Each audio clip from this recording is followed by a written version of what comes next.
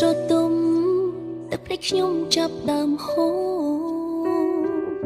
លាក់រឿងហើយហូរក្នុងចិត្តដ៏សែនសោកសៅបាក់កុំឡើងចិត្តមានឈ្មោះជាមនុស្សល្ងងខ្លៅញញឹមវិញទៅលាអារម្មណ៍ដែលឈឺចាប់គេងស្ដាប់ទឹកភ្លៀងស្ដាប់ចម្រៀងបទសូសេទឹកភ្នែកហូរភ្លែបាត់បង់មនុស្សខ្លួនស្រឡាញ់ជាជនរងគ្រោះបែរជាត្រូវចោទប្រកាន់មិនចង់ឈ្នះចាញ់ខ្ញុំចង់នៅស្ងាត់ម្នាក់ឯងគេខ្វាត់ខ្ញុំស្ងាត់ចាចាប់រត់តែស្ងៀមស្ងាត់